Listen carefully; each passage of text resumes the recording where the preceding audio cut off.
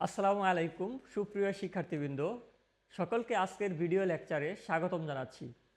আজকে আমরা শুরু করব উদ্ভিদ শারীরতত্ত্ব প্ল্যান্ট ফিজিওলজি ভুটানির নবম অধ্যায়।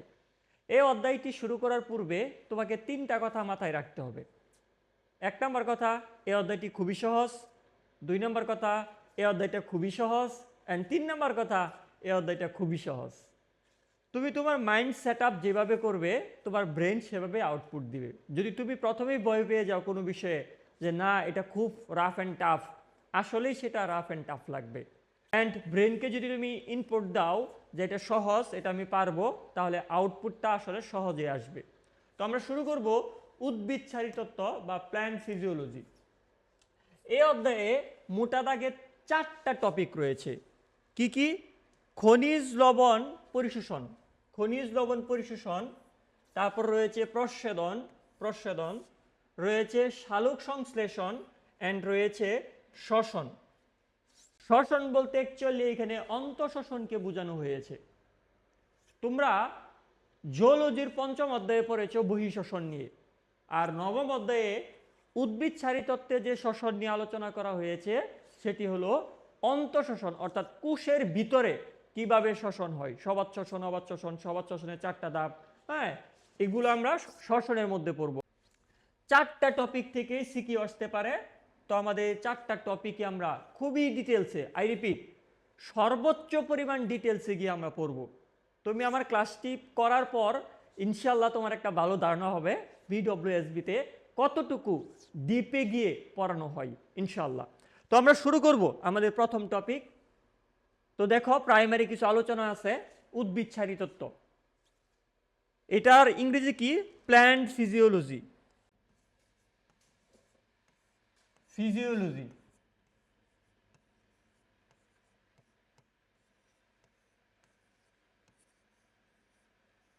প্ল্যান্ট ফিজিওলজি বা উদ্ভিদ শারীরতত্ত্ব। তো দেখো, এখানে খুবই সহজ একটি সংজ্ঞা দেওয়া আছে, এটা লেস ইম্পর্টেন্ট। উদ্ভিদ বিজ্ঞানের যে শাখায় উদ্ভিদের দেহের নানাবিধ জৈবনিক কার্যাবলী সম্পর্কে আলোচনা করা হয় বা অধ্যয়ন করা হয়। এই লজি মানে কিন্তু অধ্যয়ন। লজি মানে কি? লজি মানে বিদ্যা বা অধ্যয়ন, ঠিক আছে? লজি লজি শব্দের অর্থ বিদ্যা বা অধ্যয়ন। হ্যাঁ, জীববিজ্ঞানের যে শাখায় উদ্ভিদের নানাবিধ জৈবনিক কার্যাবলী সম্পর্কে অধ্যয়ন করা হয়, আলোচনা করা হয়, তাকে আমরা বলি, হ্যাঁ, উদ্ভিদ শারীরতত্ত্ব বা প্ল্যান্ট ফিজিওলজি। এখানে জৈবনিক কার্যাবলী বলতে কি কি বোঝানো হয়েছে দেখো। একটা গাছের ভিতরে যা যা ঘটে, লাইক সে খনিজ লবণকে শোষণ করে তার দেহের প্রয়োজনীয়, যেরকম গ্লুকোজ তৈরি করার জন্য লাগবে কি? কার্বন ডাইঅক্সাইড, হ্যাঁ, লাগবে পানি, মানে এইচ লাগবে, হাইড্রোজেন লাগবে, কার্বন লাগবে। এগুলো সে বায়ু থেকে, মাটি থেকে কি রিসিভ করবে। আবার প্রস্বেদন আকারে পানি বের হয়ে যাবে। আবার সে গ্লুকোজ তৈরি করবে সালোক সংশ্লেষণ প্রক্রিয়ায় সূর্যালোকের উপস্থিতিতে। আবার সে শ্বসনের বিক্রিয়ায় এটিপি বা শক্তি তৈরি করবে। এই সামগ্রিক কার্যাবলী তার ভিতরে ঘটতেছে, এজন্যই এইটাকে আমরা বলি শারীরতত্ত্ব। অর্থাৎ শরীরের ভিতরে যা যা ঘটে, উদ্ভিদের শরীরের ভিতরে যা যা ঘটে, সামগ্রিক জিনিসকে আমরা বলি শারীরতত্ত্ব। কি কি করতে পারে? এখানে খনিজ লবণ শোষিত হয়। হ্যাঁ, উদ্ভিদ তার দেহের প্রয়োজনীয় বিভিন্ন খনিজ লবণ রিসিভ করে। খনিজ লবণ পরিশোষণ, খনিজ লবণকে সে পরিশোষণ করে। সে পানিকে রিসিভ করে মাটি থেকে এবং বায়বীয় অঙ্গের মাধ্যমে বের করে দেয় অতিরিক্ত পানি। তারপর গ্লুকোজ তৈরি হয় যে বিক্রিয়ায়, তার নাম সালোক সংশ্লেষণ। সূর্যালোকের উপস্থিতিতে সালোক সংশ্লেষণ হয় গাছের ভিতরে, ক্লোরোপ্লাস্টের মধ্যে অ্যাকচুয়ালি। তারপর রয়েছে শ্বসন। শ্বসনের ফলে একটি গাছ তার বিপাকীয় শক্তি পায়, ওই শক্তিকে কাজে লাগিয়ে সে বিভিন্ন কার্যাবলী সম্পন্ন করে।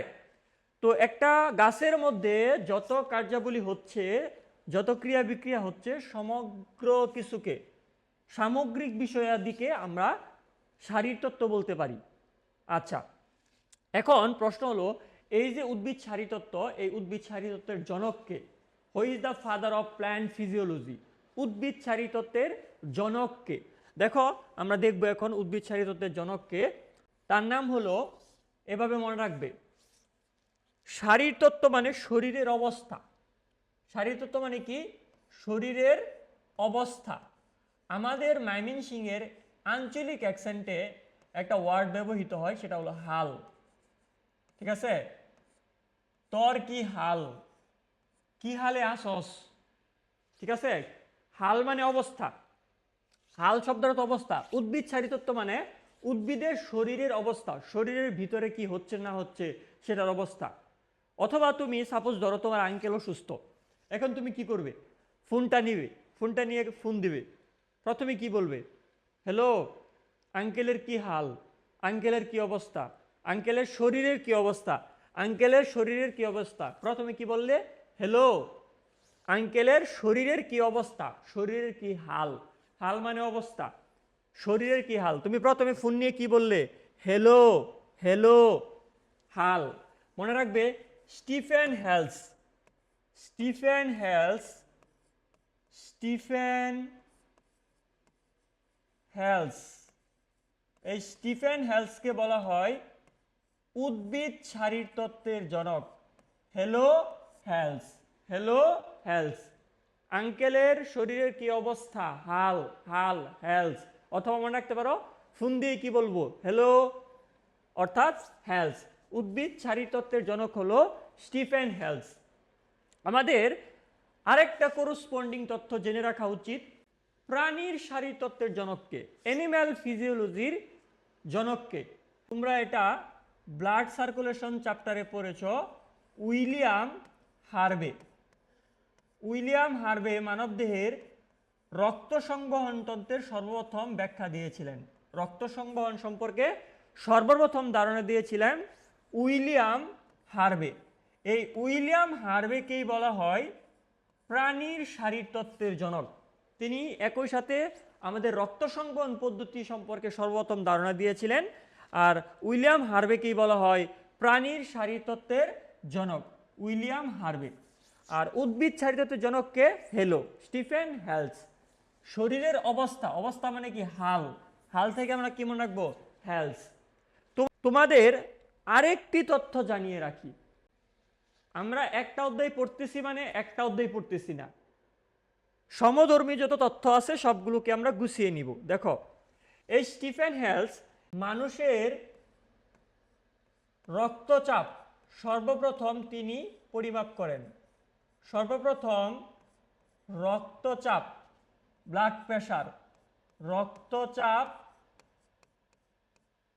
পরিমাপ করেন, পরিমাপ করেন।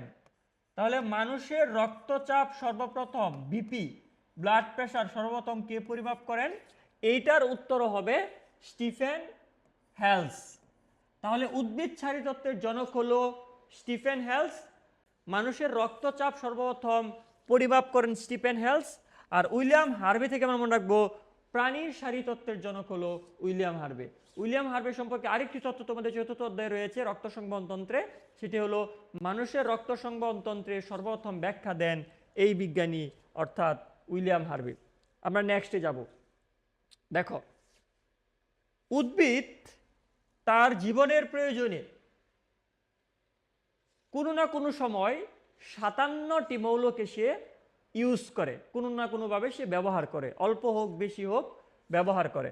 এর মধ্যে 17টি মৌল অত্যাবশ্যকীয়, মানে এগুলো লাগবেই তার জীবনচক্র সম্পন্ন করতে। সেটি কি? অত্যাবশ্যকীয়। অত্যাবশ্যকীয় মানে কি? লাগবেই, লাগবেই।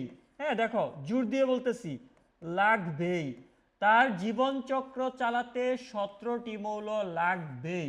এজন্য বলা হয় উদ্ভিদের ক্ষেত্রে অত্যাবশ্যকীয় মৌল কতটি? উত্তর হলো 17টি। কয়েকবার পরীক্ষায় প্রশ্নে আসা এটি। উদ্ভিদের ক্ষেত্রে কতটি মৌল অত্যাবশ্যকীয়? উত্তর হলো 17টি মৌল অত্যাবশ্যকীয়। অত্যাবশ্যকীয় মানে এইটা গাছের জন্য লাগবেই, এই মৌলগুলো, এই এলিমেন্টগুলো গাছের জন্য লাগবেই। ঠিক আছে? আচ্ছা, অত্যাবশ্যকীয় মৌল কি? এটা তোমাদের সিকিউ এ ক দাগে আসতে পারে। আচ্ছা, যে সকল মৌলিক মৌল উদ্ভিদ তার জীবনচক্র সম্পন্ন করতে দেখো সম্পন্ন করতে লাগবেই, জীবনচক্র সম্পন্ন করতে লাগবে। যেরকম সাপোজ তুমি যদি দেখো যে শ্বসনের বিক্রিয়ায় দরকার কি C6H12O6 প্লাস অক্সিজেন, তাই না? এটা শ্বসনের বিক্রিয়ার কাঁচামাল। এখানে কার্বন লাগতেছে, হাইড্রোজেন লাগতেছে, অক্সিজেন লাগতেছে। তো এই মৌলগুলো দেখো তার জীবনচক্র চালাতে লাগবেই। শ্বসন না হলে কি একটা গাছ এটিপি পাবে, শক্তি তৈরি করতে পাবে? না, পাবে না। তো এইখানে দেখো কার্বন, হাইড্রোজেন, অক্সিজেন। আবার সালোক সংশ্লেষণ যে হয় কোথায় হয়? ক্লোরোপ্লাস্টে। এই ক্লোরোপ্লাস্টের ভিতরে থাকে ক্লোরোফিল গঠনের জন্য দেখো ম্যাগনেসিয়াম কিন্তু আবশ্যক, ম্যাগনেসিয়াম লাগবেই। ক্লোরোফিল গঠন করতে গেলে ম্যাগনেসিয়াম লাগবেই। এরকম কিছু মৌল রয়েছে যেগুলো গাছের জীবনচক্র সম্পন্ন করতে লাগবেই। এগুলো ছাড়া তার বিপাক হবে না, তার বৃদ্ধি হবে না, তার বিকাশ হবে না। বৃদ্ধি, বিপাক, বিকাশ এগুলা সম্ভব নয়, স্বাভাবিক গঠন সম্ভব নয়। তাদেরকে আমরা বলবো অত্যাবশ্যকীয় মৌল। অর্থাৎ দুইটি পয়েন্টের আওতায় তুমি ব্যাখ্যা করতে পারো অত্যাবশ্যকীয় মৌল কাকে বলে। একটি হলো যে সকল মৌলিক মৌল উদ্ভিদের জীবনচক্র সম্পন্ন করতে লাগবেই, এগুলো ছাড়া সে তার বৃদ্ধি, বিকাশ, বিপাক, কথাটা ইম্পর্টেন্ট, বিপাক, বৃদ্ধি, বিকাশ, বিপাক সম্ভব নয়। হ্যাঁ, স্বাভাবিক গঠন সম্ভব নয়, তাকে আমরা বলবো অত্যাবশ্যকীয় মৌল। এই বিপাক মানে কি? এই যে এখানে একটা কথা রয়েছে বিপাক, এই বিপাক নিয়ে আমরা একটু বলতে চাই। বিপাক মানে মেটাবলিজম। বিপাক মানে কি? বিপাক মানে মেটাবলিজম, বিপাক। এই বিপাককে আমরা বলি মেটাবলিজম। বিপাক আবার দুই রকমের রয়েছে। দেখো বিপাক আবার কি? দুই রকমের। একটাকে আমরা বলি উপচিতিমূলক বিপাক, উপচিতিমূলক বিপাক। আরেকটাকে আমরা বলি অপচিতিমূলক বিপাক, অপচিতিমূলক বিপাক। তো বিপাক দুই রকমের, উপচিতি, অপচিতি। একটাকে আমরা বলি অ্যানাবলিজম, একটাকে বলি আমরা ক্যাটাবলিজম। ক্যাটাবলিজম মানে কি? ভাঙা, তাই না? ক্যাটাবলিজম মানে কি? ভাঙা।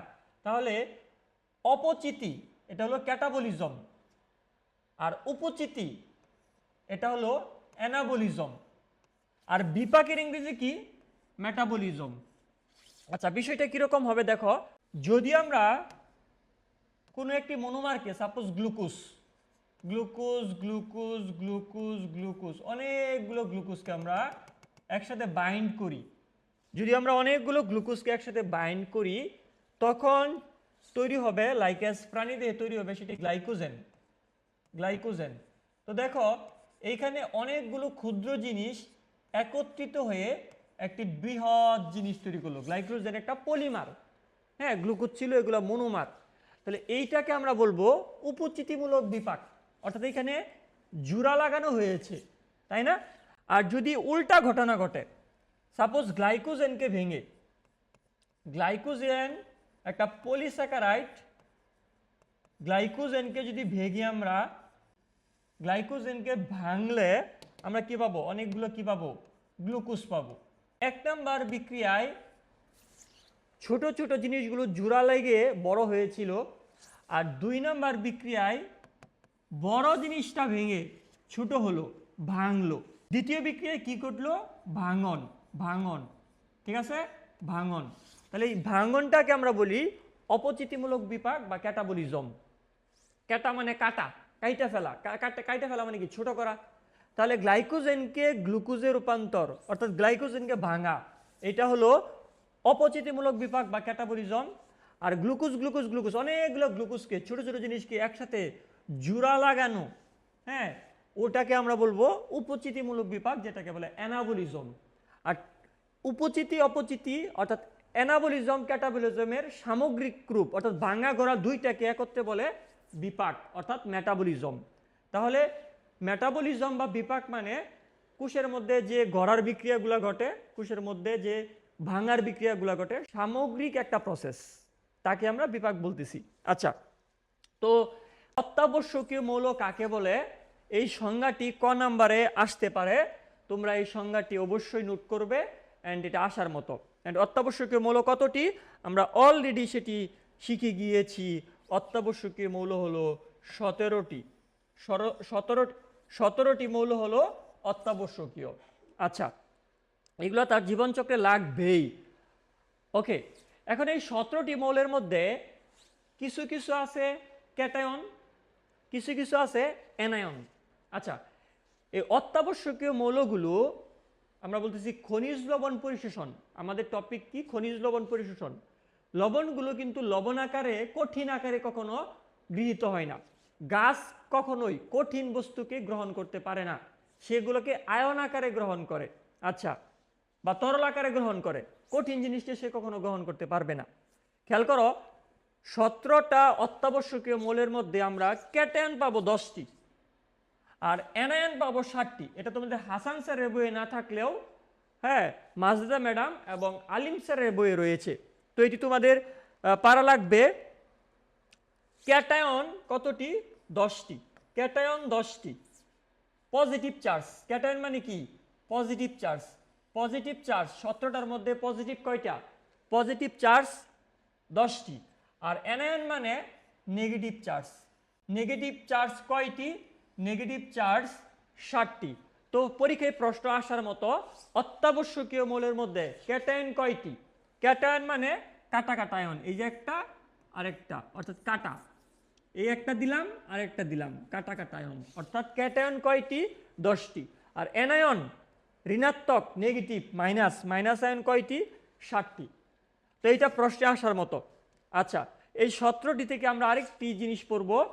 এই 17টি মৌলের মধ্যে গাছ কিছু কিছু আছে বায়ু থেকে রিসিভ করে, বাতাস থেকে গ্রহণ করে, 3টা। আমাদের যে অ্যালডিহাইডের কার্যকরী মূলক রয়েছে, তোমরা কি জানো সেটা? অ্যালডিহাইডের কার্যকরী মূলক হলো CHO। CHO অর্থাৎ কার্বন, হাইড্রোজেন, অক্সিজেন।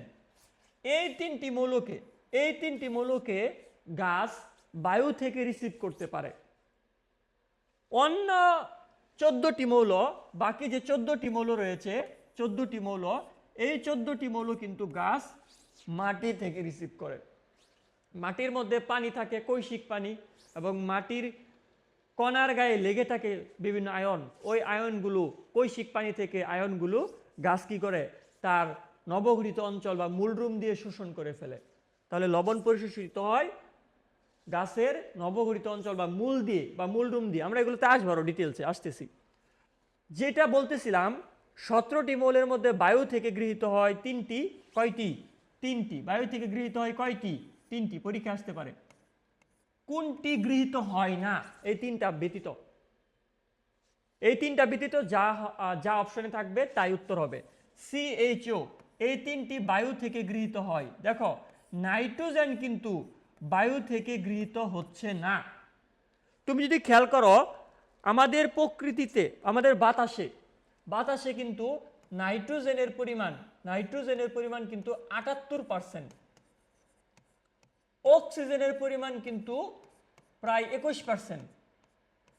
বাট দেখো, অক্সিজেনকে গ্রহণ করতে পারলেও বায়ু থেকে, নাইট্রোজেনকে কিন্তু গাছ বাতাস থেকে গ্রহণ করতে পারছে না। Very very important. নাইট্রোজেনকে বায়ু থেকে সরাসরি গ্রহণ করতে পারে না গাছ নাইট্রোজেনকে বায়ু থেকে সরাসরি গ্রহণ করতে পারে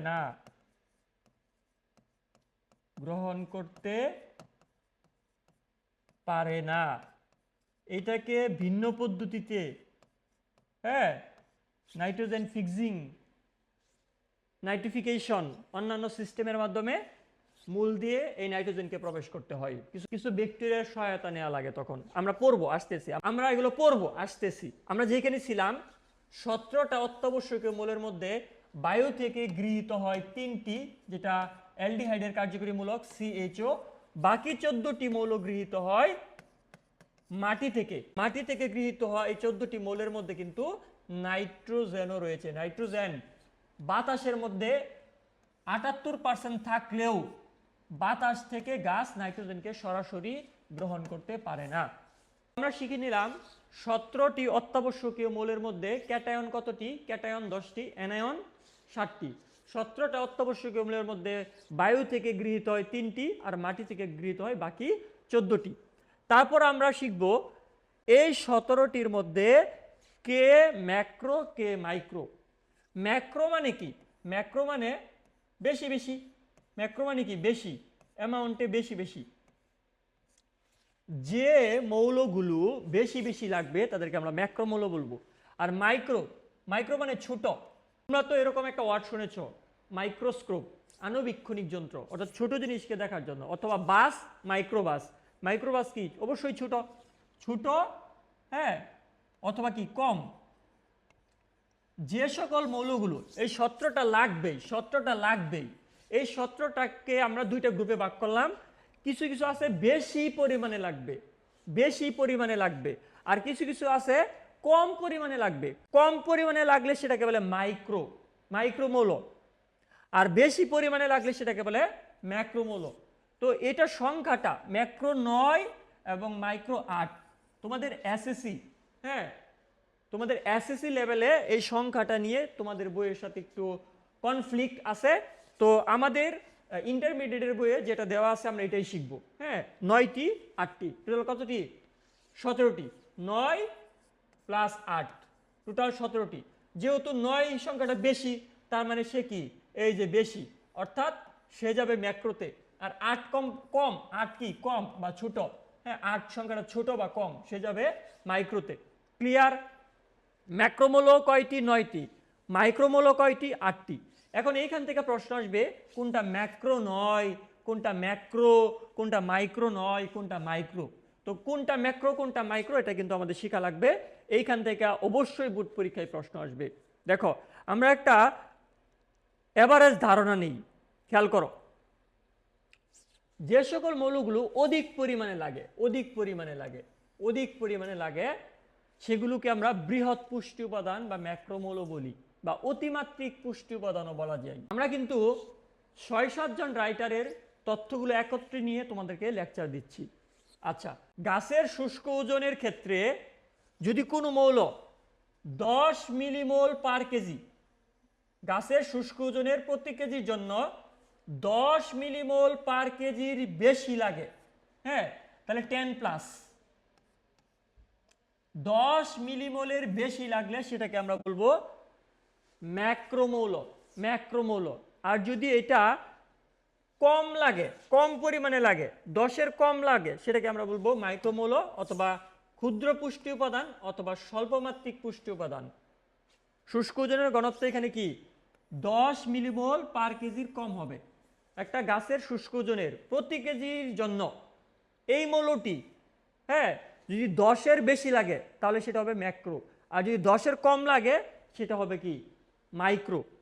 তাহলে এখানে এককটা ইম্পর্টেন্ট, মিলিমোল পার কেজিতে। একটা গাছের শুষ্ক ওজনের পার কেজিতে যদি কোনো একটা উপাদান 10 মিলিমোল এর বেশি লাগে তখন সেটা ম্যাক্রো, আর যদি 10 মিলিমোলের কম লাগে তখন সেটা হবে কি? মাইক্রো। এখানে প্রাপ্যতা বা কতটুকু প্রয়োজন সেটাকে আমরা হিসেব করব। এটা গুরুত্ব, ইম্পর্টেন্ট বেশি, ইম্পর্টেন্ট কম, বিষয়টা এরকম না যে এটা বেশি গুরুত্বপূর্ণ এটা কম গুরুত্বপূর্ণ, এরকম না। প্রাপ্যতা বা প্রয়োজনীয়তা, প্রয়োজনীয়তা বেশি, লাগতেছে বেশি, এজন্য তারা অত্যাবশ্যকের মধ্যে রয়েছে। আচ্ছা, তারপর দেখো, প্রায়ই তোমাদের পরীক্ষায় প্রশ্ন আসে কোনটি ম্যাক্রো, কোনটি ম্যাক্রো নয়, কোনটি মাইক্রো, কোনটি মাইক্রো নয়। তো প্রথমে মাইক্রোর জন্য আমরা একটা ট্রিক্স শিখে নিব। মাইক্রোর জন্য আমরা একটা ট্রিক্স শিখে নেই। দেখো, মাইক্রোমৌল অর্থাৎ যেগুলো কম কম লাগবে, কয়টি বলো তো? টোটাল 8টি। কয়টি টোটাল? টোটাল হলো 8টি। দেখো কি আছে এখানে, বিমান বিমান ও মনে জং করে আয়রনের লবণ। এটা একটা ট্রিক্স, বিমান ও মনে জং করে আয়রনের লবণ। যারা অন্য ট্রিক্স দিয়ে শিখেছো তারা ওভাবেই শিখো, নতুন করে শেখার প্রয়োজন নেই। বি মানে বোরন, মান মানে এমএন ম্যাঙ্গানিজ, মন মানে এমও, জং মানে রং, জং রং, জং রং, জিঙ্ক। জিঙ্ক মানে দস্তা। এটা অনেকেই পারবে না, জিঙ্কের বদলে দস্তা দিয়ে দিলে কলম থেমে যাবে।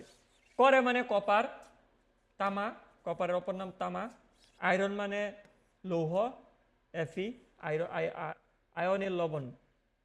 আচ্ছা, লবণ মানে কি? NaCl না?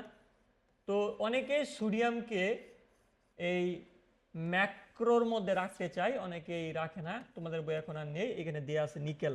তাহলে তোমরা এখানে নিকেল শিখবে, ঠিক আছে? নিকেল, এটা সোডিয়াম না। এটা কোনো কোনো আগের বইয়ের গুলাতে সোডিয়াম দেওয়া ছিল, বাট তুমি শিখবে কি? নিকেল অ্যান্ড কি ক্লোরিন, নিকেল অ্যান্ড ক্লোরিন। আচ্ছা, তো এটা ছিল আমাদের মাইক্রোমোল। এইটার শুষ্ক ওজনের ঘনত্ব কত দেখো। সবচাইতে বেশি যে মৌলটি মাইক্রোর মধ্যে সবচাইতে বেশি লাগে সেটা হলো ক্লোরিন। এটার ঘনত্ব হলো 3 মিলিমোল পার কেজি। 3 মিলিমোল পার কেজি। একটা উদ্ভিদের শুষ্ক ওজনের ঘনত্বের ক্ষেত্রে ক্লোরিন লাগবে 3 মিলিমোল পার কেজিতে। এইটাই সবচাইতে হাইস্ট। আর বাকিগুলো দেখবা সবগুলা 3-এর থেকে অনেক কম। আমরা দেখব, বইয়ে দেখব। তারপর আসো ম্যাক্রোতে। ম্যাক্রোর ক্ষেত্রে তুমি এভাবে মনে রাখতে পারো, যারা অনেকে যে নাইস জবস হ্যান ত্যান দিয়ে শিখেছো, যারা শিখেছো ওইভাবেই শিখো। বাট আমি যেভাবে শিখতেছি তার একটা মর্মার্থ আছে। কি মর্মার্থ? একটু পরেই বুঝতে পারবে, খেয়াল করো। হাই কাকা আম নাই, হাই কাকা আম নাই পাকা, হাই কাকা আম নাই পাকা, মাফ চাই। খেয়াল করো, হাই কাকা আম নাই পাকা, মাফ চাই। হাই হাইড্রোজেন, কাকা কার্বন, আম অক্সিজেন, নাই নাইট্রোজেন, পা পটাশিয়াম, কা ক্যালসিয়াম, মাফ চাই মা ম্যাগনেসিয়াম, ফতে ফসফরাস, চাই চাই মানে এস সালফার, ঠিক আছে? সালফার। তো এইটা এভাবে শিখার উদ্দেশ্য কি? হ্যাঁ, এটা শেখার উদ্দেশ্য হলো এই যে এখানে যে একটা শুষ্ক ওজনের ঘনত্ব আছে, এটা কিন্তু আস্তে আস্তে নিচের দিকে কি কমবে। সবচাইতে বেশি প্রয়োজন একটা গাছের, সবচাইতে বেশি প্রয়োজন কি জানো? এই হাইড্রোজেন। এই হাইড্রোজেন একটা গাছের সবচাইতে বেশি প্রয়োজন। একটা গাছের শুষ্ক ওজনের ক্ষেত্রে হাইড্রোজেনের প্রাপ্যতা বা প্রয়োজনীয়তা 60,000 মিলিমোল প্রতি কেজির জন্য, 60,000 মিলিমোল। আর এভাবে আস্তে আস্তে আস্তে আস্তে এটা চেয়ে এটা কম, এটা চেয়ে এটা কম, এভাবে সবচাইতে কম হলো সালফার বা গন্ধক। দেখো গন্ধক মানে কিন্তু সালফার। এটা কত? 30 মিলিমোল। 30 মিলিমোল। আমরা কিন্তু জানি ম্যাক্রোমোলের ক্ষেত্রে 10-এর বেশি হইতে হয় পার কেজিতে। শুষ্ক ওজনের পার কেজিতে ঘনত্ব 10-এর বেশি হইতে হয়। দেখো সর্বশেষ যে সদস্য, সবচেয়ে ছোট যেটা লাগে বা সবচেয়ে কম যেটা লাগে সেটা কিন্তু 30, 10-এর বেশি। আমরা একটু মেন বইয়ে যাই, চলো মেন বই থেকে একটু ঘুরে আসি, চলো। এখানে দেখো হাইড্রোজেন, তার শুষ্ক ওজনের ঘনত্ব সবচেয়ে বেশি। তারপর আছে কার্বন, তারপর আছে কি অক্সিজেন, নাইট্রোজেন, ঠিক আছে? Potassium, calcium, magnesium, sulphur. সালফারের 9 নম্বরে আছে দেখো 30। আমি এভাবেই ওই টিক্সটা দিয়েছিলাম, হাই কাকা আম নাই পাকা, মাপ চাই। এইখানের প্রাপ্যতাগুলো আস্তে আস্তে নিচের দিকে কমবে, ঠিক আছে? নিচের দিকে কি কমবে, যেরকম হাই কাকা হাইড্রোজেন, তারপর কি হাই কাকা আম নাই পাকা, পাকা, হাই কাকা আম নাই পাকা, মাফ মাইকার মাফ মাফ চাই। সালফার। তো দেখো এখানে আস্তে আস্তে কিন্তু কমতেছে, 60,000।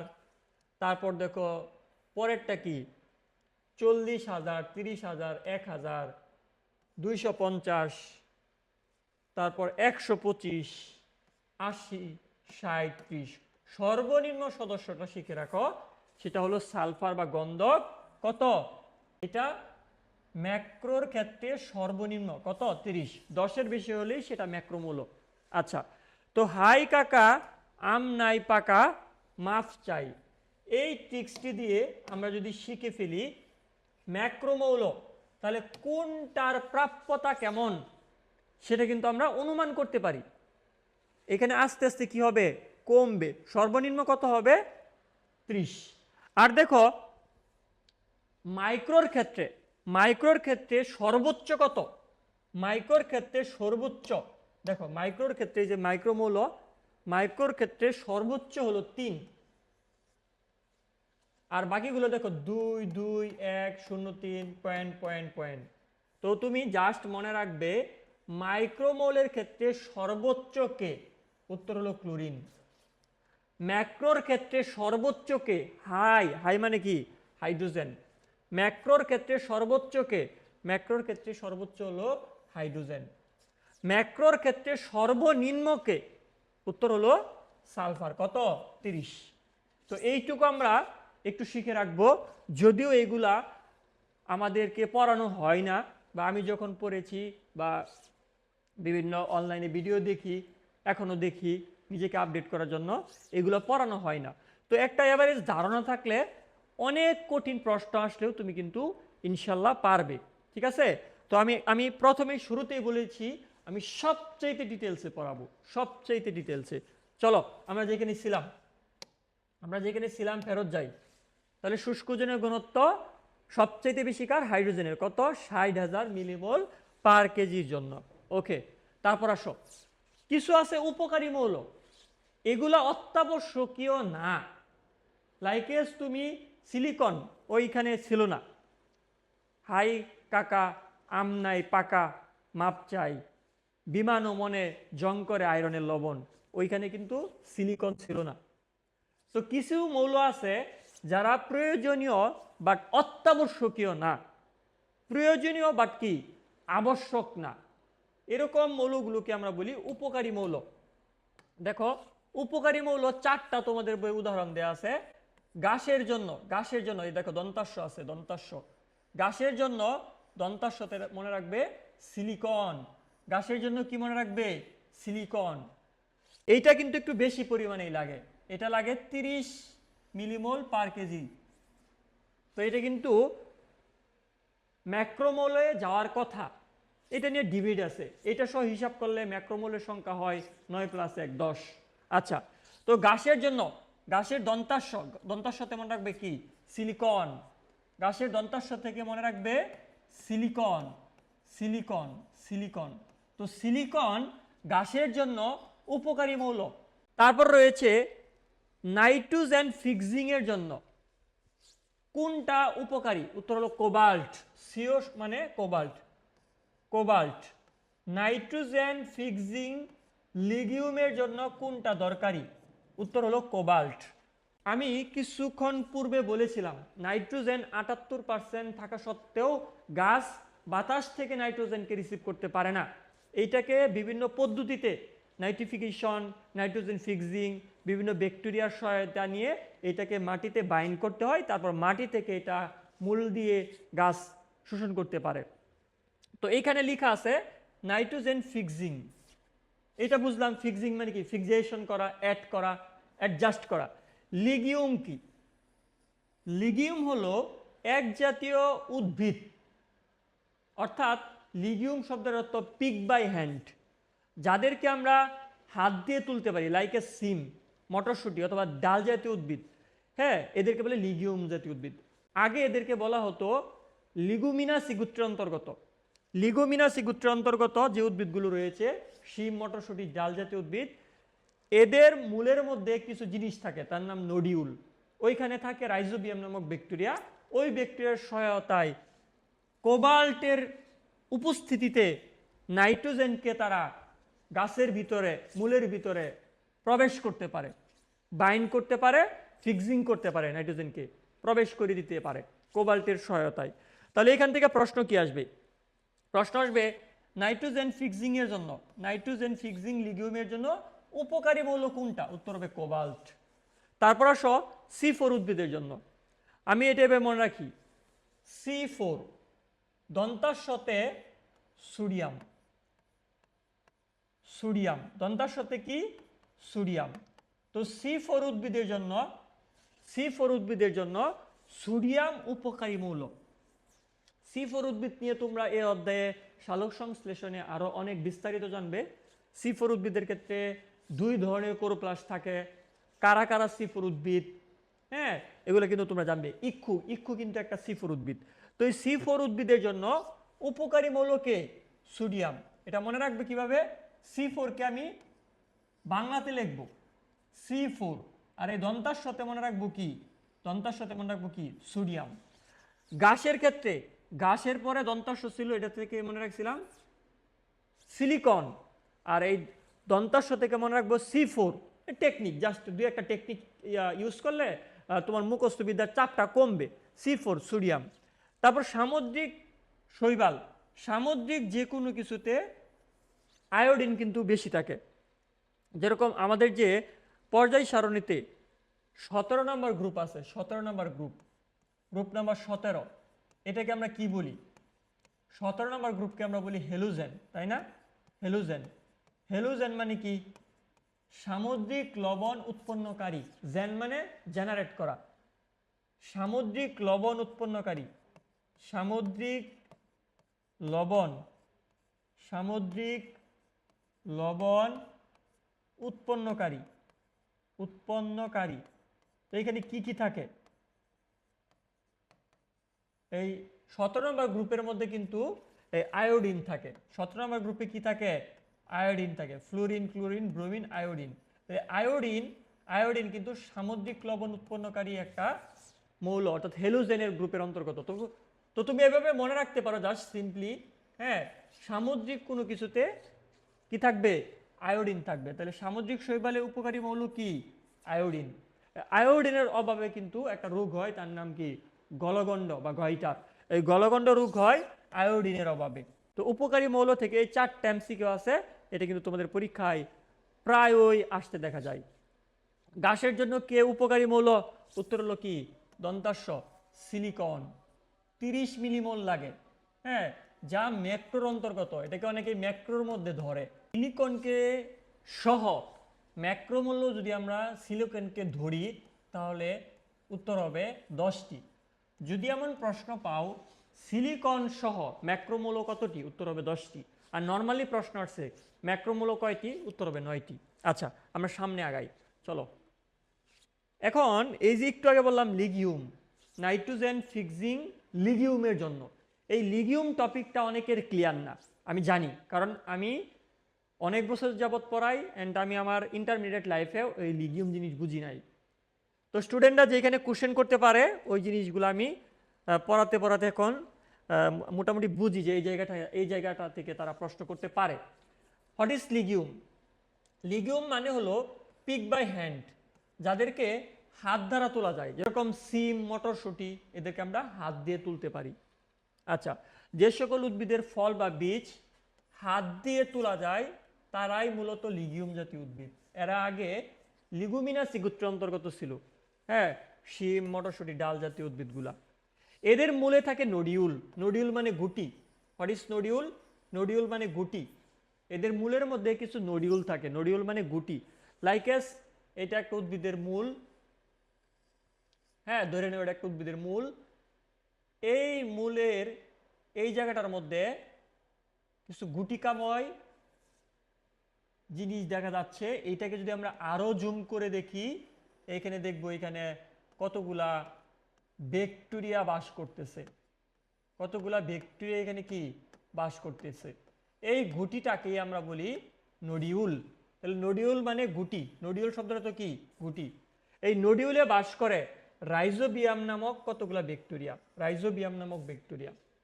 তো রাইজোবিয়াম ব্যাকটেরিয়া মূলের মধ্যে বাস করতেছে।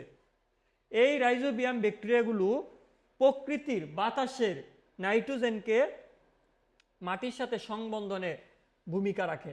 পরবর্তীতে মাটি থেকে এটা মূলের মধ্যে প্রবেশ করে, অর্থাৎ নাইট্রোজেনকে মূলে প্রবেশ করাতে সহায়তা করে এই রাইজোবিয়াম ব্যাকটেরিয়া। তাহলে রাইজোবিয়াম ব্যাকটেরিয়া কিন্তু এখানে আশ্রয় গ্রহণ করলো, তাহলে সে একটা উপকার পাচ্ছে। আবার গাছ কি উপকার পাচ্ছে? গাছ পাচ্ছে নাইট্রোজেন। কার থ্রোতে? এই রাইজোবিয়াম ব্যাকটেরিয়ার থ্রোতে। তো রাইজোবিয়াম ব্যাকটেরিয়া পেল আশ্রয়, রাইজোবিয়াম ব্যাকটেরিয়া একটা উপকার পেল। আর গাছ কি উপকার পেল? ওই ব্যাকটেরিয়ার থ্রোতে গাছ পেয়ে গেল নাইট্রোজেন। তাহলে এখানে কিন্তু একটা মিথজীবিতার সম্পর্ক আমরা দেখতে পাচ্ছি। মিথজীবিতা কে কার উপকার করে? নাইট্রোজেন সংবন্ধন করে গাছের উপকার করে ব্যাকটেরিয়া, আর ব্যাকটেরিয়া কি উপকার পায়? সেইখানে আশ্রয় পাচ্ছে। তো রাইজোবিয়াম ব্যাকটেরিয়া কোবাল্টের উপস্থিতিতে নাইট্রোজেন সংবন্ধন মানে ফিক্সিং করে। এইটাই পরীক্ষা আসবে। এই যে এত কিছু যে লিখলাম এখানে, এগুলো তোমাদের জ্ঞান বৃদ্ধির জন্য। আমরা প্রথমেই বললাম না, আমরা অনেক ডিটেলসে পড়বো, যাতে তোমার একটা সিঙ্গেল ওয়ার্ডেও তুমি প্রশ্ন করতে না পারো, তোমার মানে মুখস্থ করতে না হয়, সবগুলা বুঝে বুঝে ফিল করে। কেন নোডিউল, কেন লিগিউম, হোয়াট ইজ লিগিউম? এই লিগিউম জিনিসটা 99% স্টুডেন্ট জানে না, বুঝে না, জাস্ট পড়ে যায়। উপকারী মৌলের মধ্যে এটা কেউ ব্যাখ্যা দেয় না। এই যে আমার 5 মিনিট সময় নষ্ট হলো, তোমার মনে হইতে পারে যে ক্লাস লেন্দি হয়ে যাচ্ছে, কিন্তু এটা জানা প্রয়োজন, বোঝা প্রয়োজন। জেনে বুঝে পড়লে ভালো লাগা কাজ করে, তেন ওই সাবজেক্টটা পড়তে ভালো লাগে। যখন তোমার কোনো একটা সাবজেক্টের প্রতি ভালোবাসা কাজ করবে, তখন তুমি এটা নিয়ে অটোমেটিকলি তুমি বসবে, ঠিক আছে? যখন রাফ অ্যান্ড টাফ লাগবে, তখন ওইটা তোমার বসতে ভালো লাগবে না, পড়তে। তাহলে আমরা দেখে নিলাম লিগিউম কি। এটা এক ধরনের উদ্ভিদ যাদেরকে হাত দ্বারা তোলা যায়, পিক বাই হ্যান্ড। অ্যান্ড এদের মূলে থাকে নোডিউল। এই নোডিউল মানে গুটি। নোডিউল মানে কি? গুটি। এই গুটিকে আমরা জুম করে দেখতে পাবো অনেকগুলো রাইজোবিয়াম ব্যাকটেরিয়া সেখানে বাস করছে। রাইজোবিয়াম ব্যাকটেরিয়াগুলো নাইট্রোজেন ফিক্সিংয়ে, নাইট্রোজেন সংবন্ধনে কাজ করে। গাছের মূলে নাইট্রোজেনকে ফিক্সিং করতে, সংবন্ধন করতে কাজ করে উইথ হেল্প অফ কোবাল্ট। এজন্য কোবাল্টকে বলা হয় নাইট্রোজেন ফিক্সিং লিগিউমের জন্য উপকারী মৌল। এই কোবাল্টের কথা ভালো করে মনে রাখবে। হ্যাঁ, রাইজোবিয়ামের সাথে কোবাল্ট রাইজোবিয়ামের সাথে কাজ করে নাইট্রোজেন সংবন্ধন করে, মূলের ভিতরে নাইট্রোজেনকে প্রবেশ করায়। আচ্ছা, তো আমরা দেখে নিলাম নোডিউল কি। নোডিউল মানে গুটিকা, হ্যাঁ, যেটা আমি এখন একটু আগে দেখাইছি। এখানে কিছু ব্যাকটেরিয়া বাস করে, এরা সিম্বায়োসিস ঘটে। সিম্বায়োসিস মানে কি?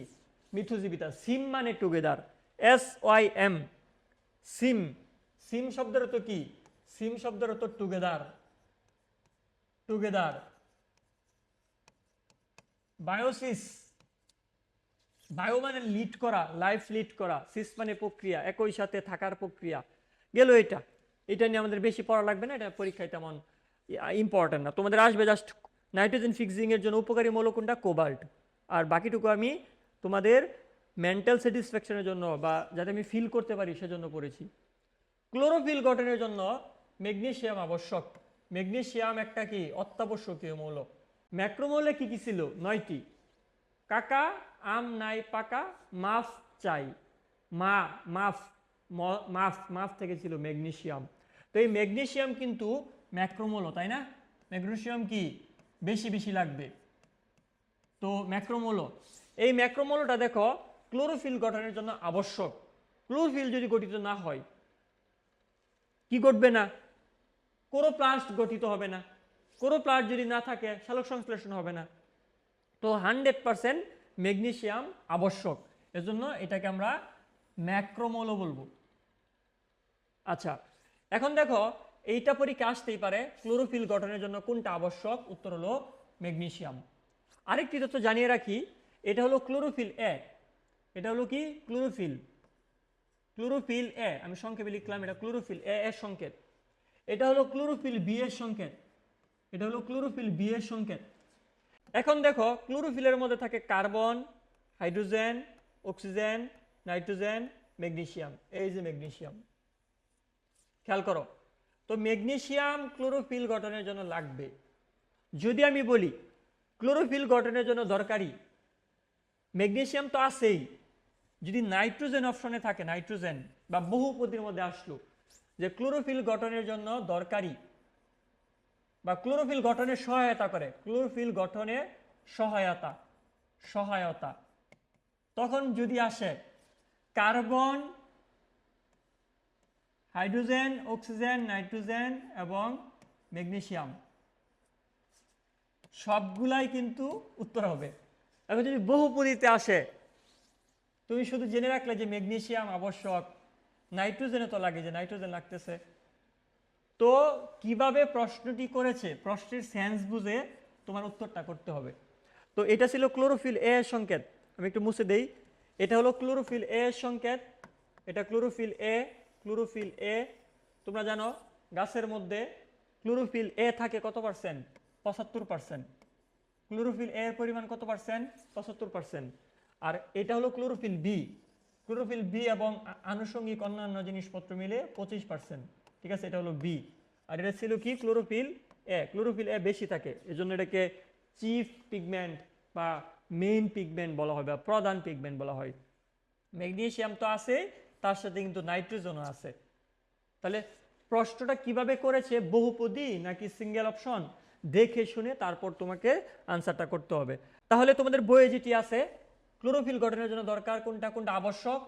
ম্যাগনেসিয়াম আবশ্যক। এখন যদি বহুপদী দেই, ক্লোরোফিল অণুর গঠনে কি কি রয়েছে? ম্যাগনেসিয়াম, তারপর নাইট্রোজেন, তারপর দিলাম মোলিবডেনাম। তখন কিন্তু উত্তর হবে 1 ও 2। কারণ নাইট্রোজেনও কিন্তু, এই যে দেখো, নাইট্রোজেনও কিন্তু ক্লোরোফিল অণুর গঠনের মধ্যে কি রয়েছে। তাহলে উত্তর হবে কি 1 ও 2, মোলিবডেনাম না। আচ্ছা, ফসফরাস, তুমি মনে রাখবে অনেকেই আঞ্চলিক অ্যাকসেন্টে প কে ফ বলে, প কে কি বলে? ফ বলে। তো মনে রাখবে ফসফরাসের অভাবে ফুল ঝরে পড়ে, ফুল ঝরে পড়ে। প কে অনেক সময় অনেক এলাকায় বলে ফ, তাহলে তুমি মনে রাখবা ফাতা। ঠিক আছে, ফাতা। আছে আমাদের একটা টিচার আছে, বলে খাতা কলম নাও, এটাকে বলে কাতা কলম নাও, কাতা কলম, বুঝছো? খাতা কলম রে বলে কাতা কলম। তো আমাদের এক গল্প বলি, একটু ছোট একটা গল্প বলি। আমরা ময়মনসিংহারা, আমরা কিন্তু তালাভাষ্যকে হ উচ্চারণ করি, বুঝছো? তালাভাষ্যকে আমরা উচ্চারণ করি কি? হ। তো একবার এক মিটিংয়ে বলতেছে, একটা টিচার ট্রেনিং মিটিংয়ে বলতেছে, ময়মনসিংহের লোকজন তালাভাষ্যকে হ উচ্চারণ করে। একজন একজন একজন বলতেছে কোন হালাই কয়, সে এটার বিরোধিতা করতেছে এন্ড বলতেছে কোন হালাই কয়। দেখো, হালাই, এমনি জাস্ট ফান, এমনি বললাম। তো তুমি পাতারে উচ্চারণ করবা ফাতা, ফাতা। ঠিক আছে, তাহলে ফতে ফসফরাসের অভাবে ফাতা ঝরে পড়ে, ফাতা ঝরে পড়ে। ফুল, ফতে ফুল, ফতে ফাতা, পাতা ঝরে পড়ে। দুইটা এমসিকিউ সুপার ডুপার ইম্পর্টেন্ট, এটাকে আমি বলি সুডু ইম্পর্টেন্ট, মানে সুপার ডুপার ইম্পর্টেন্ট। ঠিক আছে, আর এর সংকেত বিশ সংকেত লাগবে না। তুমি যদি তুমি শিখতে চাও, টোটালটা না শিখে জাস্ট হাইড্রোজেন এইখানে 72, এখানে হাইড্রোজেন 70, এভাবে একটু মনে রাখতে পারলেই চলবে। আচ্ছা, আমরা নেক্সটে যাই, চলো। খনিজ লবণ পরিশোষণের অঞ্চল কি? কোন জায়গা দিয়ে খনিজ লবণ শোষিত হয়? ফার্স্ট অফ অল তোমরা জানো, ধরো এটা গাছের মূল, ধরো এটা গাছের মূল। হ্যাঁ, মূলের মধ্যে রয়েছে মূল রুম, এগুলো মূল রুম। আমাদের হাতের মধ্যে কি থাকে? রুম থাকে, তাই না? তো এটা যদি টোটালটা একটা মূল হয়, মূলের মধ্যে আছে কি? মূল রুম। তো এগুলো হলো মূল রুম। আর এটা হলো তার নবগঠিত অঞ্চল, এই যেটা যেটা বৃদ্ধিপ্রাপ্ত হচ্ছে, বর্ধিষ্ণু অঞ্চল। এটা কি তার অঞ্চল? এটা বাড়তেছে, বড় হচ্ছে, কোষ বিভাজন অঞ্চল। এই এলাকাটা হলো কি? কোষ বিভাজন অঞ্চল। এটা বড় হচ্ছে, কোষ বিভাজিত হচ্ছে, এটা তার কোষ বিভাজন অঞ্চল। এই এলাকাটা খুবই স্পেশাল, এখানে নতুন নতুন কোষ আছে, বিভাজিত হয়ে এইটা কি বড় হবে। হ্যাঁ, তো এটা বিভাজন অঞ্চল। মূলের নবগঠিত অঞ্চল মানে একদম টপ পয়েন্ট, শীর্ষভাগ, নবগঠিত অঞ্চল, হ্যাঁ, বা নতুন তৈরি হচ্ছে, বা বর্ধিষ্ণু অঞ্চল, বর্ধিষ্ণু অঞ্চল, এই জায়গাটা দিয়ে সবচাইতে বেশি সল্ট বা লবণ তল আয়ন আকার শোষিত হয়। আয়নগুলো, লবণের আয়নগুলো এই নবগঠিত অঞ্চল বা বর্ধিষ্ণু অঞ্চল দিয়ে সবচাইতে বেশি ভালো শোষিত হয়। আর মূলরুম দিয়ে ভালো শোষিত হয় পানি। এই পানির সাথে সাথেও কিছু সল্ট কিন্তু কি প্রবেশ করে। তো মূলরুম এটা দিয়েও লবণ শোষিত হতে পারে, বাট কম পরিমাণে। আর অধিক পরিমাণে, হ্যাঁ, অধিক পরিমাণে লবণ বা খনিজ লবণ শোষিত হয় এই বর্ধিষ্ণু অঞ্চল দিয়ে, অর্থাৎ মূলের নবগঠিত অঞ্চল দিয়ে। মূলের নবগঠিত অঞ্চল দিয়ে বেশি পরিমাণ খনিজ লবণ পরিশোষিত হয়, আর মূলরুম দিয়ে পানির সাথে অল্প পরিমাণ খনিজ লবণ পরিশোষিত হয়। খেয়াল করো, নিমজ্জিত উদ্ভিদ, যে উদ্ভিদটা পানির মধ্যে ডুবে আছে, হ্যাঁ, পানির মধ্যে ডুবে আছে একটা নিমজ্জিত উদ্ভিদ, এই উদ্ভিদ সর্বাঙ্গ অর্থাৎ টোটাল বডি দিয়েই সে কিন্তু খনিজ লবণ শোষণ করতে পারবে। কিভাবে? ওই যে সে পানিতে আছে, পানির মধ্যে দ্রবীভূত আছে কি খনিজ লবণ। খনিজ লবণটা আয়ন আকারে পানিতে দ্রবীভূত অবস্থায় আছে। পানির মধ্যে খনিজ লবণ কি আছে? দ্রবীভূত অবস্থায় আছে। Na+ আয়ন আকারে আছে, Cl- আয়ন আকারে আছে। এইগুলা থেকে এই পানিতে দ্রবীভূত খনিজ লবণটা সে পানির সাথে রিসিভ করতে পারবে, অর্থাৎ সর্বাঙ্গ দিয়ে। তো এটা আসতে পারে এমসিকিউ। নিমজ্জিত জলজ উদ্ভিদ, নিমজ্জিত জলজ উদ্ভিদ কোন অঙ্গ দিয়ে খনিজ লবণ পরিশোষণ করে? উত্তর হবে সর্বাঙ্গ দিয়ে। আর স্থলজ উদ্ভিদের ক্ষেত্রে কোন অঞ্চল দিয়ে সবচেয়ে বেশি, আই রিপিট, সবচেয়ে বেশি খনিজ লবণ পরিশোষণ করে? উত্তর হলো মূলের নবগঠিত অঞ্চল। আর মূলরুম দিয়ে কি অল্প পরিমাণ খনিজ লবণ পরিশোষিত হয়। মূলরুম অ্যাকচুয়ালি বিশেষায়িত হলো পানি প্রবেশের জন্য। মূলরুম দিয়ে অধিক পরিমাণ পানি শোষিত হয়, পানির সাথে অল্প পরিমাণ লবণও কিন্তু পরিশোষিত হতে পারে। এই দুইটি তোমাদের বইয়ে নেই, এই দুইটি আমরা লিখেছি অন্য রাইটারের বই থেকে। আমি প্রথমেই বলেছিলাম আমরা 5টা-6টা রাইটারের সব তথ্য একত্রে করে তোমাদেরকে লেকচার দিতেছি, যাতে অ্যাডমিশন টাইমে কোনো কিছুই তোমাদের নতুন না লাগে। মশ মানে ব্রায়োফাইটা। ব্রায়োফাইটাদের ক্ষেত্রে এরা কিন্তু কি থ্যালয়েড। ব্রায়োফাইটারা কি থ্যালয়েড। ব্রায়োফাইটারা হলো থ্যালয়েড। থ্যালয়েড কারা? যাদের মূল কাণ্ড পাতা নাই। যাদের মূল কাণ্ড পাতা নেই তাদেরকে বলে থ্যালয়েড। এরা মাটির সাথে লেগে থাকার জন্য মূলের পরিবর্তে একটা জিনিস ইউজ করে, তার নাম রাইজয়েড। রাইজয়েড ইউজ করে মূলের পরিবর্তে। যাদের মূল কাণ্ড পাতা নাই, যারা থ্যালয়েড, তারা মাটিতে আবদ্ধ থাকার জন্য মূলের ন্যায় একটা জিনিস ইউজ করে, তার নাম রাইজয়েড। ওয়েট মানে কি মতো, মূলের মতো। আচ্ছা, লাইকেন, শৈবাল ছত্রাকে তোমরা লাইকেন পড়বে বা পড়েছ। লাইকেন মানে শৈবাল এবং ছত্রাকের সহ অবস্থান। ছত্রাক এবং শৈবাল একত্রে থাকাকে বলে লাইকেন। আর লাইকেনে কিন্তু শৈবালের পরিমাণটা কম, 5 থেকে 10%, আর বাকিটুকু হলো ছত্রাক। তো লাইকেন গঠনে শৈবালের পরিমাণ কিন্তু কম থাকে। তো এই লাইকেন যা দিয়ে খনিজ লবণ শোষণ করে তার নাম হলো রাইজাইন। তো এই দুইটা তথ্য আমাদের জন্য নতুন, দুইটা তথ্য আমাদের হাসান স্যারের বইয়ে নেই।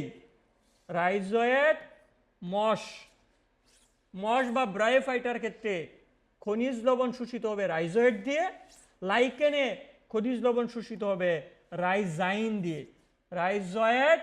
রাইজাইন নোট করতে হবে, অতিরিক্ত তথ্য। আচ্ছা, মূলের নবগঠিত অঞ্চলের গৌণ কোষপ্রাচীর থাকে না। একটা খেয়াল করো, অতিরিক্ত কথা বলি। এই যে মূলের যে নবগঠিত অঞ্চল মানে মাত্র তৈরি হওয়া অঞ্চল, এইখানে যে কোষগুলো আছে, এটাকে ধরো আমি জুম করতেছি, এই কোষগুলোর ক্ষেত্রে অবশ্যই উদ্ভিদ কোষ, তাহলে কোষপ্রাচীর থাকবে। কোষপ্রাচীরের প্রধান উপাদান কিন্তু সেলুলোজ। তারপর প্রাইমারি লেয়ারের উপরে জন্মায় সেকেন্ডারি লেয়ার। তো তোমরা প্রথম অধ্যায়ে হয়তো এগুলো পড়েছ। কোষপ্রাচীরের থাকে মধ্যপর্দা, তারপর প্রাইমারি ওয়াল, তারপর প্রাইমারির উপরে তৈরি হয় 3 স্তরের সেকেন্ডারি ওয়াল। নবগঠিত অঞ্চলে, নবগঠিত অঞ্চল মানে কি, এইখানে কোষগুলো বিভাজিত অবস্থায় আছে, বাজক কোষ। এই বাজক কোষে এই কোষগুলো কেমন কোষ, নবগঠিত অঞ্চলের কোষগুলো কেমন কোষ, নবগঠিত অঞ্চলে যে মূলের নবগঠিত অঞ্চলের কোষগুলো হলো বাজক কোষ। এই বাজক কোষে কখনোই সেকেন্ডারি ওয়াল বা গৌণ প্রাচীর তৈরি হবে না না না। যে কোষগুলো মাত্র গঠিত হচ্ছে বা কোষ বিভাজনরত অবস্থায় আছে তাদেরকে আমরা বলি কি, বাজক কোষ। আর বাজক কোষে কখনোই সেকেন্ডারি ওয়াল বা গৌণ প্রাচীর থাকে না। গৌণ কোষ প্রাচীর মানে secondary cell wall, secondary cell wall থাকবে না। আচ্ছা, যদি গৌণ কোষ প্রাচীর থাকে মূলের মধ্যে বা নবগঠিত অঞ্চলে, তখন কিন্তু ধরো এখানে যদি মোটা লেয়ার থাকে তাহলে লবণ বা পানি শোষণ কি বাধাগ্রস্ত হবে না। এটাই বলেছে, গৌণ কোষ প্রাচীর থাকলে পানি বা লবণ প্রবেশ করতে কি হতো, অসুবিধা হতো। এইখানে আমাদের কোনো কিছুকে ঢুকাইতে হবে, যদি এখানে ব্যারিয়ার বেশি থাকে তাহলে আমাদের জন্য তো অসুবিধা।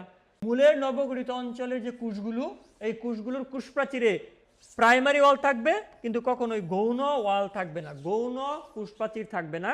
আর এগুলা স্থায়ী টিস্যু না, এগুলো হবে বাজক টিস্যু, বাজক টিস্যু, ঠিক আছে। এরা বিভাজনরত অবস্থায় থাকবে। পানি শোষণ অঞ্চল, এটা অলরেডি বলে ফেলেছি। আমরা গাছের যে মূলরুম আছে, এই মূলরুম দিয়ে সবচাইতে বেশি কি শোষিত হয়, পানি শোষিত হয়। আর নবগঠিত অঞ্চল মানে মাত্র তৈরি হচ্ছে বাজক কোষগুলো, এটাকে বলতেছে আমরা নবগঠিত অঞ্চল। এটা দিয়ে শোষিত হবে খনিজ লবণ। আর পানি শোষিত হবে কি দিয়ে, পানি শোষিত হবে এই মূলরুম দিয়ে। মূলরুম দিয়ে পানি শোষণ হয়। পানি শোষণ সবচাইতে ভালো হয়, পানি শোষণ সবচাইতে বেশি হয়, সবচাইতে বেশি হয় কোন অঞ্চল দিয়ে, উত্তর হলো মূলরুম দিয়ে। তাহলে মূলরুম দিয়ে কি কোনো লবণ শোষিত হয় না, হয় সামান্য পরিমাণ। আচ্ছা, এখন একটা জিনিস মনে রাখবে, লবণ কিন্তু শোষিত হয় কি আকারে, আয়ন আকারে। আর পানি কিন্তু শোষিত হয় অণু আকারে, আমরা আসবো।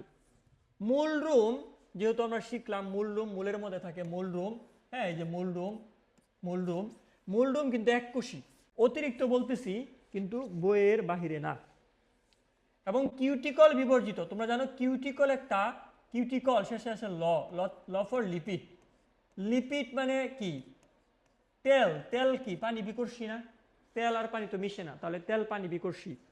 কিউটিকল বিবর্জিত, মূলরুমে কখনোই কিউটিকল থাকবে না। এই মূলরুম দিয়ে তো পানি ঢোকাইতে হবে, লিপিড বা কিউটিকল তো পানি বিকর্ষী, তাহলে অবশ্যই এখানে পানি ঢুকানোর জন্য বিকর্ষী জিনিস দেওয়া যাবে না, তার মানে এখানে কিউটিকল কখনোই দেওয়া যাবে না।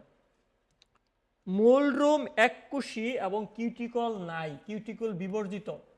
আর কাণ্ডরুম, কাণ্ডের মধ্যে যে রুমগুলো থাকে, কাণ্ডরুম বহুকোষী এবং সেগুলো কিন্তু কিউটিকল যুক্ত। কারণ এখানে কিউটিকল থাকলে, কাণ্ডরুমের মধ্যে যদি কিউটিকল থাকে তাহলে এই কিউটিকল থাকার কারণে কিন্তু ছত্রাক বা ফাঙ্গাস জন্মাইতে পারবে না, অতিরিক্ত বললাম। আচ্ছা, মূলরুমে যদি কিউটিকল থাকে বা থাকলে পানি শোষণ কি হতো, বাধাগ্রস্ত হতো। কারণ কিউটিকল ল, ল ফর লিপিড জাতীয় পদার্থ, আর লিপিড কি, পানি বিকর্ষী। আচ্ছা, যে অবস্থায় খনিজ লবণ শোষিত হয় মাটিস্থ কৈশিক পানি থেকে, মাটির মধ্যে যে পানিগুলো আছে, মাটির মধ্যে যে পানিগুলো আছে, মাটির যে কণাগুলো আছে, মাটির কণা, মাটির কণার ফাঁকে ফাঁকে যে পানিগুলো আছে, এই পানিগুলা কিন্তু, এই পানিগুলোকে বলা হয় কৈশিক পানি, এগুলো হলো মাটির কণা। আর এইখানে যে পানিগুলো আছে এগুলো কি, কৈশিক পানি। তো কৈশিক পানি হতে আয়ন আকারে শোষিত হয়, আর পানি শোষিত হয় অণু আকারে। খুবই খুবই খুবই খুবই খুবই ইম্পর্টেন্ট পড়া। চলো আমরা বই থেকে একটু দেখে আসি, এই পড়াটা আমরা একটু বই থেকে দেখে আসি। লবণ আর পানি কোনটা কি আকারে শোষিত হয়, এইটা খুবই খুবই খুবই খুবই ইম্পর্টেন্ট পড়া। দেখো এটা আমরা পড়বো, তবু আমরা একটু দেখে রাখি। পানি পরিশোষণ হবে অণু হিসেবে, H2O একটা অণু।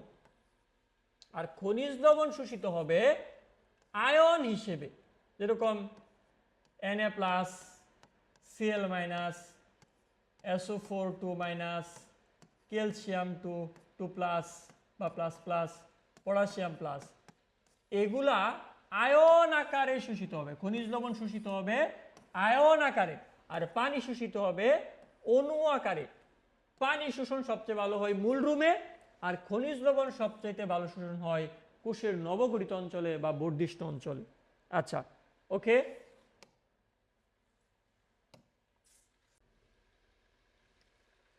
এমসিকিউ এর জগতে মোস্ট ইম্পর্টেন্ট একটা টপিক, সেটা হলো কোন আয়ন দ্রুত শোষিত হয়, কোন আয়ন ধীরে শোষিত হয়।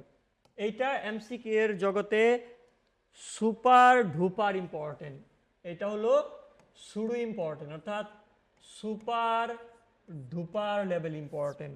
খেয়াল করো, ক্যাটায়ন, এখানে একটা কথা লেখা আছে পুনা, অর্থাৎ ক্যাটায়নের ক্ষেত্রে খেয়াল করো, ক্যাটায়নের ক্ষেত্রে যদি আমরা দেখি দ্রুত শোষিত হয় যার মাথার মধ্যে একটা বোঝা, সে দ্রুত দৌড়াইতে পারবে, চলতে পারবে। নাইট্রেট NO3-, এটা হলো নাইট্রেট। এই যে পুনা, পতে হইছে পটাশিয়াম, নাতে কি নাইট্রেট। দেখো তাদের মধ্যে একটা করে চার্জ, মাথার মধ্যে 1 মন বোঝা। আর এরা ধীরে যারা, এদের মাথার মধ্যে 2 মন বোঝা। তাহলে তুমি বলো, যার মাথায় 2টা বস্তা সে দ্রুত হাঁটবে, নাকি যার মাথায় একটা বস্তা সে দ্রুত হাঁটবে? অবশ্যই যার মাথায় একটা বস্তা সে কিন্তু দ্রুত গতিতে শোষিত হয়ে যাবে। আর কাঁসা, ক্যালসিয়াম, আর একটা হলো কি সালফেট, SO4 2-, কাঁসা। তাহলে পুনা দ্রুত শোষিত হয় আর কাঁসা ধীরে শোষিত হয়। এইখানে তোমরা একটা ঝামেলা পাকাও। এইখানে যদি সোডিয়াম অপশনে দেওয়া হয়, সোডিয়ামকে যদি আমরা অপশনে দেই, অনেকেই কিন্তু এটা দাগিয়ে ফেলে। সোডিয়ামকে অপশনে দিলে অনেকেই কিন্তু এই সোডিয়ামকে দাগিয়ে দেয়, বাট না, সোডিয়াম কিন্তু দ্রুত শোষিত হয় না, এটা পটাশিয়াম। খেয়াল রাখতে হবে, এটা কিন্তু পটাশিয়াম, নট সোডিয়াম। তাহলে পুনা দ্রুত শোষিত হয়, কাঁসা ধীরে শোষিত হয়। যার মাথায় একটা প্লাস বা একটা বোঝা সে দ্রুত শোষিত হবে, যার মাথায় 2টা বোঝা সে ধীরে শোষিত হবে। এখন খেয়াল করো, যদি প্রশ্ন করে দ্রুত শোষিত হয় কোন ক্যাটায়ন, তখন কিন্তু উত্তর হবে পটাশিয়াম প্লাস। আবার বলতে পারে দ্রুত শোষিত হয় কোন অ্যানায়ন বলছে নাকি ক্যাটায়ন বলছে, এটা কিন্তু খেয়াল রাখতে হবে। এইটা এমসিকিউ এ অনেক বেশি ইম্পর্টেন্ট। এমসিকিউ এর জন্য এই স্লাইডটা অনেক বেশি ইম্পর্টেন্ট, ঠিক আছে? আচ্ছা, তো আমরা দেখে নিলাম কোনটা ধীরে শোষিত হয়, কোনটা দ্রুত শোষিত হয়। আচ্ছা, এই যে আমরা বলতেছি খনিজ লবণগুলা মাটি থেকে আসে, 14টি মৌল মাটি থেকে আসে, মাটির মধ্যে থাকে কৈশিক পানি, সেই পানিগুলা থেকে আসে। দেখো, মাটিতে থাকে মাটির কণা, মাটিতে থাকে পানি, এবং পানির আশেপাশে থাকে মাটির কণা, ছোট ছোট কণা থাকে। এই কণাগুলোকে আমরা বলি মাইসেলি। মনে রেখো, মাইসেলি বা মাটির কণা নিজে নেগেটিভ চার্জ, সে নিজে কি নেগেটিভ, এটা একটু মনে রাখতে হবে। যেরকম প্রোটিনও কিন্তু নেগেটিভ চার্জ। তো এই মাটির কণা মাইসেলি, মাটির কণাকে কি বলে মাইসেলি, সে কিন্তু নেগেটিভ চার্জ। তো তার আশেপাশে ঘিরে থাকে পজিটিভ, যেরকম পটাশিয়াম প্লাস, ঠিক আছে, থাকতে পারে ক্যালসিয়াম 2+, ক্যালসিয়াম প্লাস বা 2+।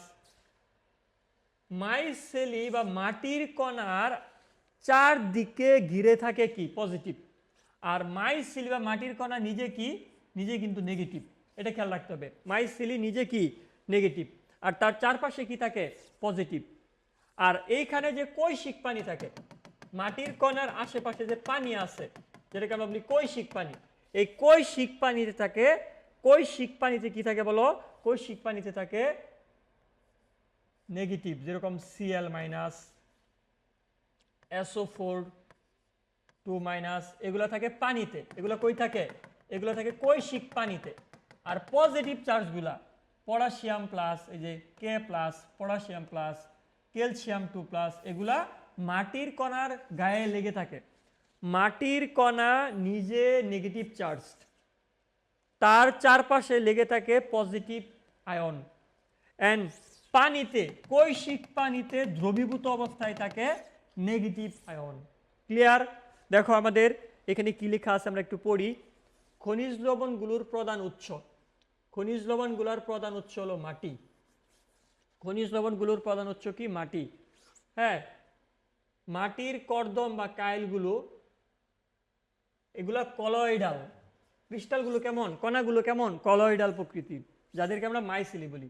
মাইসিলি ঋণাত্মক আধানযুক্ত হয় এবং ধনাত্মক খনিজ আয়নগুলো এগুলোকে ধনাত্মক খনিজ আয়নগুলোকে সে আকর্ষণ করে রাখে।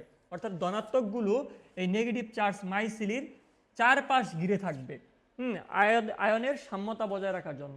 এখন এইখানে একটা ওয়ার্ড আসলো কলয়েডাল। তো অফলাইনে পড়ানোর সাথে সাথেই কলয়েডাল উচ্চারণ করার সাথে সাথেই স্টুডেন্টরা প্রশ্ন করে বসে, ভাইয়া কলয়েডাল কি? ভাই শেষ তো করতে দিবা, তাই না? শেষ তো করতে দিবা, মানে একটা মুখ থেকে কথা আসার সাথে সাথেই প্রশ্ন করে ফেলে অনেকেই। তো একটু রয়ে শয়ে শিখতে হয়। তো কলয়েডাল কি আমি বলতেছি, আরেকবার রিক্যাপ করি। মাইসেলি হলো মাটির কণা। মাইসেলি বা মাটির কণা নিজে নেগেটিভ চার্জ এবং তার চারপাশে থাকবে পজিটিভ আয়ন। আয়নের সাম্যতা সর্বদা এভাবে বজায় থাকবে।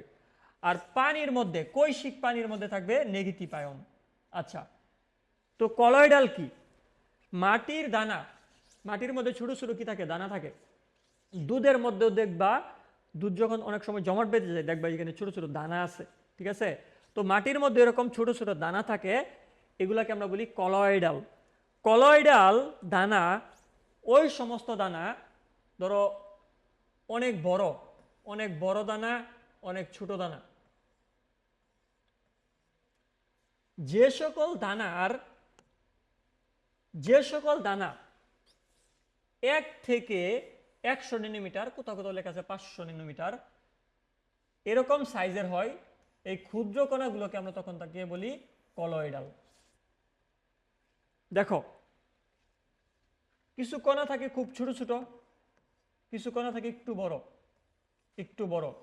খেয়াল করো, যে সকল কণা 1 থেকে 100 ন্যানোমিটারের মধ্যে, অর্থাৎ এই কণাগুলো 1 থেকে 100 ন্যানোমিটারের মধ্যে হবে, এই কণাগুলোকে আমরা বলবো কলয়েডাল। তাহলে মাটির মধ্যে যে কণাগুলো রয়েছে, মাটির কণাগুলো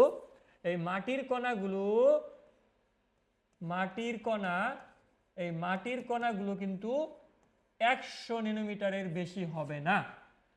এই জন্য মাটির কণাগুলোকে আমরা কি বলবো? কি? কলয়েডাল কণা। মাটির কণাগুলোকে আমরা বলবো কি? কলয়েডাল কণা। কলয়েডালের সাথে তোমরা আরেকটি ওয়ার্ড দেখে থাকবে, সেটা হলো ক্রিস্টালয়েড।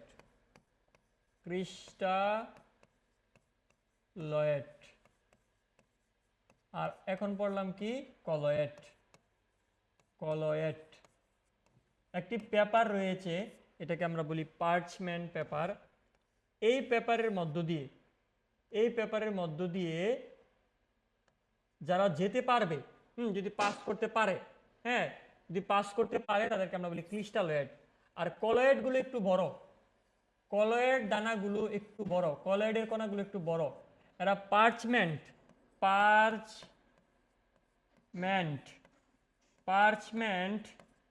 পেপারের মধ্য দিয়ে যেতে পারবে না। যারা যেতে পারবে, সাপোজ এরা যেতে পারবে, এরা হলো ক্রিস্টালয়েড। আর যারা যেতে পারবে না, এরা বড়, এরা যেতে পারবে না, এরা হবে কি? কলয়েড। অথবা তুমি এভাবে মনে রাখতে পারো, 1 থেকে 1000 ন্যানোমিটারের ক্ষুদ্র কণাগুলোকে আমরা কি বলবো? কলয়েডাল। মাটির কণাগুলো, তাহলে মাটির কণাগুলো হলো কি? কলয়েডাল প্রকৃতির। ওকে, মাটির কণাগুলো কলয়েডাল প্রকৃতির। আচ্ছা,